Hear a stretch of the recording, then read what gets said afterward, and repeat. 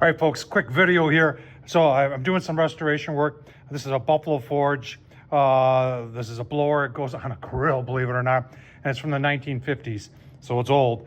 And I've stripped all the paint, and I've done some painting. And even though the originals didn't have the rays of the lettering, this is Buffalo, New York, and Buffalo Forge Company, Buffco USA, painted, on the restoration, I wanted to do that. Now, I've never done this before, so I was looking around for different ways, and I've seen a lot of things on YouTube, and some of it called for taking a rag and blowing it up and doing the dabbing process.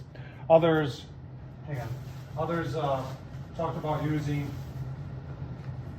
foam brush. And so today I was at Home Depot, and I'm looking around, and I saw the Sharpie, and it's oil-based.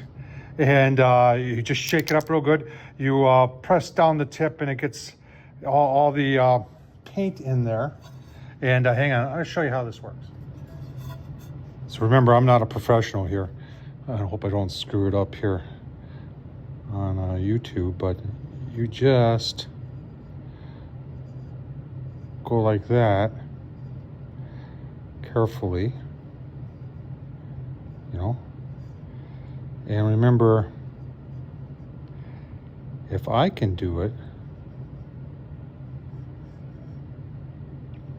so can you.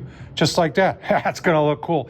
Easy to do using a Sharpie, oil-based, and this is oil-based paint, so you know it's gonna last really long, and it's gonna hold up well. So super simple to do. Tom Horseman, YouTube. Thumbs up, leave a comment.